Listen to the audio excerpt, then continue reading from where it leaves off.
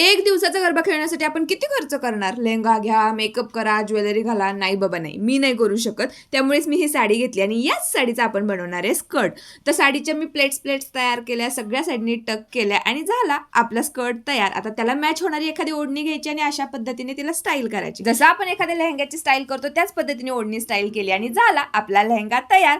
फक्त जे साडीच्या प्लेट्स आपण केल्यात ना, त्या व्यवस्थित बॉबी पिनने सिक्युअर करायच्या किंवा स्टेपलर पण तुम्ही मारू शकता. आपला लेहंगा जसाच्या तसा राहील. त्यानंतर मेकअपची बारी. करेक्टर, कन्सिलर वापरलं आणि माझं फेवरेट फाउंडेशन लावल्यानंतर सेटिंग पावडरने मी ते व्यवस्थित सेट सुद्धा करून घेतलं. हा जो माझा ब्लाऊज आहे ना, याची फिटिंग व्यवस्थित नाहीये, त्यामुळे या लुकमध्ये मी खूपच जाड वाटते ना, पण असू दे, आता काय करणार. बाकीचा मेकअप मी कम्प्लीट करून घेतला आणि हे जे आय शॅडो आहेत ना, एकदम अफोर्डेबल मस्त आहेत. स्विस ब्युटीचे आय शॅडो आहेत. मेकअप तर कम्प्लीट करून घेतलाय. आता आपली ज्वेलरीला सुद्धा मी जास्त खर्च करत नाही. कुठे स्टॉल लागलेले असतील किंवा जत्रा असेल ना, त्या ठिकाणी ही ज्वेलरी खूप स्वस्त मिळते, 50-60 रुपये.